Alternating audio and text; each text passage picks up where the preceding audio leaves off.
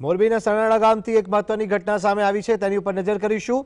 મોરબીના સરાળા ગામે રાજપર ચોકડી પાસે કાર સર્વિસ સેન્ટરમાં રાત્રે ભીષણ આગની ઘટના બનવા પામી હતી, જેને લઈને વાત કરવામાં આવે તો મોડી રાત્રે આ આગનો બનાવ બન્યો। રાજપર ચોકડી પાસે આ ઘટના બનવા પામી હતી અને જેને લઈને કાર સ્ટુડિયોમાં રાત્રે અચાનક ભીષણ આગ ફાટી નીકળી। 4 ફાયર ફાઇટરની ટીમ ઘટના સ્થળે પહોંચી હતી અને આગને કાબૂમાં લેવા પ્રયાસ હાથ ધર્યા હતા।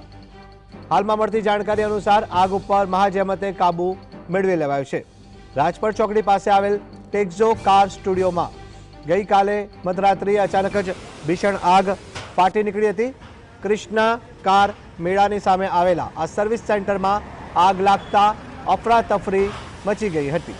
ઘટનાની જાણ થતાં જ ફાયર વિભાગના 4 ફાયર ફાઇટર તાત્કાલિક ઘટના સ્થળે પહોંચ્યા હતા। પાણીનો મારો ચલાવી આગ ઉપર મહાજહેમતે કાબુ મેળવ્યો છે। સદનસીબે આ ઘટનામાં કોઈ જાનહાનિ નથી, પરંતુ આગ કયા કારણોસર લાગી તે હજી અકબંધ છે।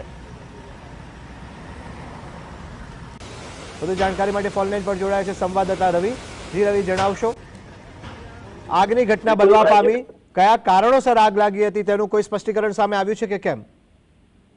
બિલકુલ થી જે પ્રકારે વાત કરીએ તો મોડી રાત્રે મોરબીના જે સનાળા રોડ પાસે આવેલ જે રાજપર ગામ છે ત્યાં એક કાર સર્વિસ સેન્ટર છે તેમાં આગ લાગી હતી। કૃષ્ણા જે કાર મેળા સામે આજે ટેક્ઝો જે કાર છે સ્ટુડિયો તેમાં રાત્રિના સમયે કોઈ કારણોસર આગ છે તે આગ લાગી હતી। તાત્કાલિક ઘટનાની જાણ થતા મોરબી જે ફાયર ફાઇટરની ટીમ છે તેના દ્વારા સતત પાણીનો મારો ચલાવીને આગ ઉપર કાબુ મેળવવાની કોશિશ છે તે કરવામાં આવી રહી હતી।